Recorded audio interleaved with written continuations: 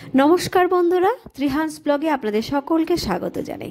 আজকে আপনাদের সঙ্গে শেয়ার করব বাচ্চাদের জন্য একটি ইউনিক মাছের রেসিপি, যেটা খুবই হেলদি ও টেস্টি হবে, আর বাচ্চারাও কিন্তু চেটেপুটে খেয়ে নেবে। আর আমার ভিডিওটিতে প্লিজ একটা লাইক করে দেবেন, আর চ্যানেলে যদি নতুন হয়ে থাকেন তাহলে কিন্তু সাবস্ক্রাইব করে বন্ধু হয়ে পাশে থাকবেন। আর ভিডিওটি কিন্তু পুরো দেখার অনুরোধ রইল। যাই হোক, কথা না বাড়িয়ে চলে যাব মূল ভিডিওতে। আজকের রেসিপির জন্য নিয়ে নিয়েছি একটা ছোট আলু, অল্প মিষ্টি কুমড়ো, অল্প পালং শাক, অল্প টমেটো আর একটা মাছের পেটির অংশ। এবার এগুলোকে কিন্তু কেটে নিয়ে ফিরছি।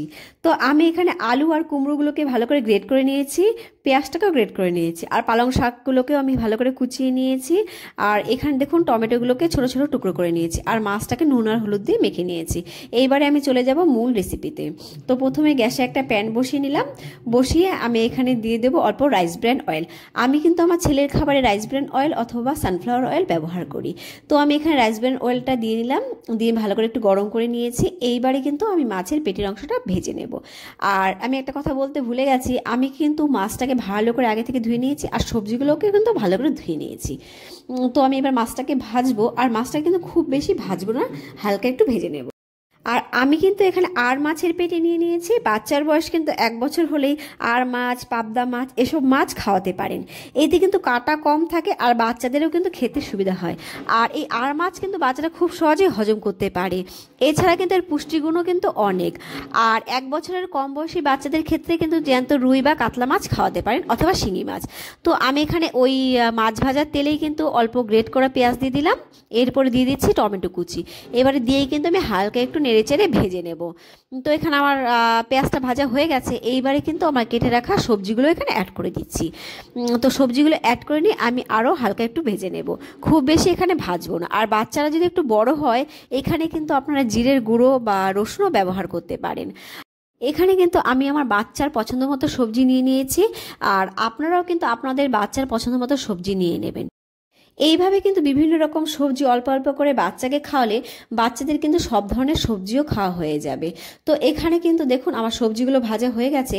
এইবারে কিন্তু আমি পরিমাণ মতো জল অ্যাড করে দিচ্ছি। তো জলটা আমার অ্যাড করা হয়ে গেছে। এইবারে সবজিগুলো জলের সঙ্গে ভালো করে মিশিয়ে নিচ্ছি। মিশিয়ে আমি এখানে দিয়ে দেবো অল্প নুন, অল্প হলুদ, আর ঝালের জন্য দিয়ে দেবো অল্প গোলমরিচ গুঁড়ো। আর বাচ্চার বয়স যদি 1 বছরের কম হয়, আপনারা কিন্তু নুনটা স্কিপ করে যেতে পারেন, আর হলুদটা দিতে পারেন। তাহলে কিন্তু হলুদ দিলে একটা সুন্দর ফ্লেভার আসে, একটা কালারও আসে। আর বিভিন্ন কিন্তু কালারফুল সবজি বাচ্চাদের কিন্তু রোগ প্রতিরোধ ক্ষমতা বৃদ্ধি করে। আর মিষ্টি কুমড়ো কিন্তু বাচ্চাদের মুখে রুচি ফেরাতে সাহায্য করবে। আর মিষ্টি কুমড়ো খেলে বাচ্চাদের ঘুমও কিন্তু ভালো হবে। এছাড়া কিন্তু চোখ ভালো রাখতেও কিন্তু মিষ্টি কুমড়ো সাহায্য করে। এখানে আমি পালং শাক ব্যবহার করেছি। পালং শাকে কিন্তু উচ্চ মাত্রায় ম্যাগনেসিয়াম থাকে।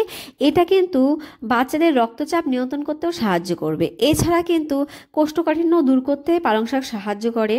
এছাড়া ত্বক আর চোখও কিন্তু ভালো রাখে। আর এখানে এইবারে কিন্তু আমি দেখে নিচ্ছি আমার সবজিগুলো কেমন সেদ্ধ হয়েছে। তো এখানে কিন্তু 80% মতো আমার সবজিগুলো সেদ্ধ হয়ে গেছে। এবারে কিন্তু আমি এখানে অ্যাড করব আরও একটি জিনিস। তো আমি এখানে অ্যাড করছি অল্প পরিমাণে ভাত। আমরা ঘরে যে ভাতটা খাই, সেখান থেকেই কিন্তু আমি অল্প পরিমাণে ভাত নিয়েছি, আর এটা কিন্তু ভালো করে হাত দিয়ে চটকে ম্যাশ করে দিয়েছি। আর আপনাদের বাচ্চারা যদি চিবিয়ে খেতে না পারে, আপনারা কিন্তু এই পর্যায়ে সবজিগুলোকেও একটু ম্যাশ করে দিতে পারেন। তো এখানে আমি ভাতগুলো মিশিয়ে নিলাম।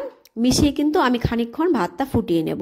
খুব বেশিক্ষণ ফোটাবো না, যেহেতু এটা সেদ্ধ ভাত, তাই আপনারা বাচ্চাকে কিন্তু অবশ্যই এইভাবে একবার খাইয়ে দেখবেন। আশা করি বাচ্চারা কিন্তু খুব ভালোই খাবে। আর আপনারা কিন্তু এখানে কিন্তু একটুখানি ধনেপাতাও ব্যবহার করতে পারেন, যেহেতু শীতকাল ধনেপাতাটাও পাওয়া যায়। যাই হোক, এইবারে কিন্তু আমি সেই ভেজে রাখা মাছটা এখানে অ্যাড করছি। আর এখানে অ্যাড করে কিন্তু আমি আরও খানিকক্ষণ ফুটিয়ে নেব। আর এভাবে ফোটালে কিন্তু মাছের ফ্লেভারটা ভাতে আর সবজিতে ঢুকে যাবে, আর ভাতটাও কিন্তু খেতে খুব সুন্দর হবে, আর বাচ্চারাও কিন্তু খুব ভালো খাবে। আর মাছ কিন্তু বাড়ন্ত শিশুদের জন্য খুবই উপকারী। এতে উপস্থিত প্রোটিন, ভিটামিন, মিনারেল শিশুদের কিন্তু শারীরিক ও মানসিক বিকাশেও সাহায্য করে। এই মাছ কিন্তু শিশুরা সহজেই হজম করতে পারে। এছাড়া আর মাছে রয়েছে ভিটামিন এ ও রয়েছে ওমেগা 3 ফ্যাটি অ্যাসিড। যা কিন্তু চোখের স্বাস্থ্য রক্ষায় গুরুত্বপূর্ণ ভূমিকা পালন করে। এই মাছ যদি নিয়মিত বাচ্চাদের খাওয়ানো যায় তাহলে কিন্তু দৃষ্টিশক্তি উন্নত হবে। এছাড়া কিন্তু চোখের বিভিন্ন সমস্যাও এই মাছ দূর করতে সাহায্য করে। এছাড়া কিন্তু বাচ্চাদের হাড়ের স্বাস্থ্যও এই মাছ খেলে ভালো থাকবে। তো আপনাদের সঙ্গে কথা বলতে বলতে এখানে কিন্তু আমার খাবারটা রেডি হয়ে গেছে। এইবারে কিন্তু আমি একটা প্লেটে ঢেলে নিচ্ছি। আর বাচ্চারা যদি একটু বড় হয় সেক্ষেত্রে কিন্তু আপনারা এটাকে আর একটু শুকনো শুকনো নামাবেন, তাহলে কিন্তু বাচ্চারা ভালো খাবে। আর দেখুন আমি কিন্তু প্লেটে ঢেলে নিয়েছি খাবারটা। আর আমি আপনাদের দেখাচ্ছি মাছটা কতটা নরম হয়ে গেছে। আর এছাড়া কিন্তু এই আর মাছ পেটির অংশটায় কিন্তু কোনো কাটা থাকে না। এর ফলে কিন্তু বাচ্চারা খুব সহজে আর খুব ভালো মতোই খেয়ে নিতে পারবে। যেসব বাচ্চারা নিজের হাতে খেতে পারে সেই সব বাচ্চাদেরও কিন্তু আর মাছ খাওয়াতে পারেন, তাতে কোনো সমস্যা হবে না। যেহেতু কাটা নেই, বাচ্চারা কিন্তু নিজের থেকে এই মাছটা খেয়ে নিতে পারবে।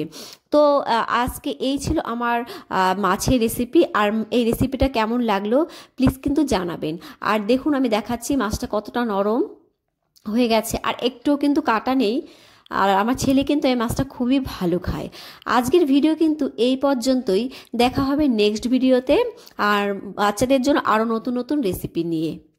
আর আমার সঙ্গে এই পর্যন্ত থাকার জন্য আপনাদের অসংখ্য অসংখ্য ধন্যবাদ। ভালো থাকবেন আর বাচ্চাদের ভালো রাখবেন। Bye bye.